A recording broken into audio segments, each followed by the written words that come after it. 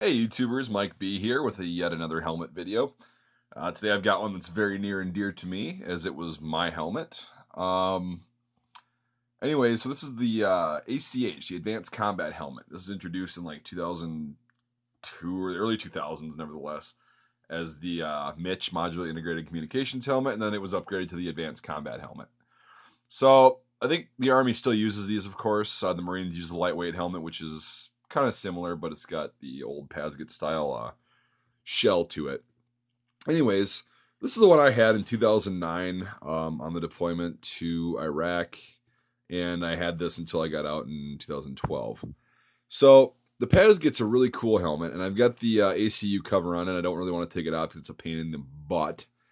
But I'll just kind of go on and give you guys a little review on this, what I think of it, how it was to wear this.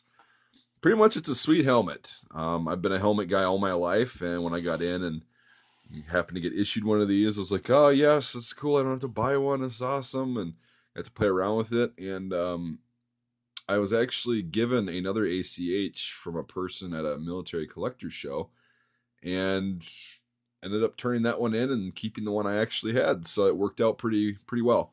Couple things is the chin strap had to be replaced when we got back, and I was just about to get out. The buckle broke on my old one, which was all black and disgusting and gross, and I had to replace that. That's why that looks kind of new. Also, I had to turn this in when I ETS'd, so I I got a replacement that looks rather new as well. You can see it doesn't match the cover in the wear and all that stuff.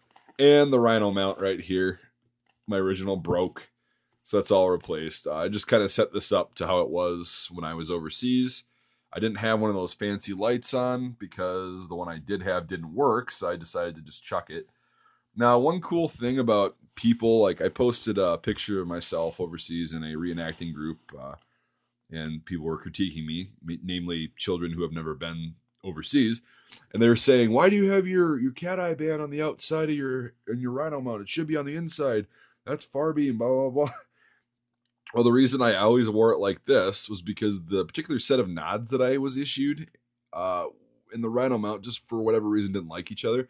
So it would wobble really bad every time I had them on, like to the point where I couldn't use them at night. So I used the cat eye band or the foliage band or whatever the hell you want to call it to kind of put around the top of the mount of the nods at night, and it was really tight at that point, so it would prevent them from wobbling. And that's why I had it on the outside. Everybody's like, "Oh, it gets in the way." No, it's simply flip that down, put your nods in, and then stretch this over them. So that's why I did that. Get the blood type, all that stuff. Get the unit that I had and everything, and you can see that I drew that, and nobody ever gave me guff about that. Had the reflective, the cat eyes underneath the cover for the most part, because in Iraq it was super bright during the day. And I didn't want to burn these out, so I just kind of left them like that. I got the infrared thing that has the. This is all worn out. It's got the Velcro worn off of it. Well, there's the strap or the patch, but it's worn off. I also got the IR thing on top. So now we'll get to the actual liner in case you haven't seen these. So you get issued these gray pads. I actually had different pads in there too. I'm currently using them for a different helmet. But I've got the ACH pads, which are a lot nicer than like an old school um, Pasget style liner with the sweatband and the dome drawstring that digs into your head. These are actually really comfortable. I don't have any complaints about the comfort. I had the Oregon Arrow thinner, softer pads when I was over there, which were like wearing a freaking sock on your head. It was just like a really comfy wool sock. It was just amazing. Hot, but really amazing. Um, I also had some graffiti written on here. If this will show up.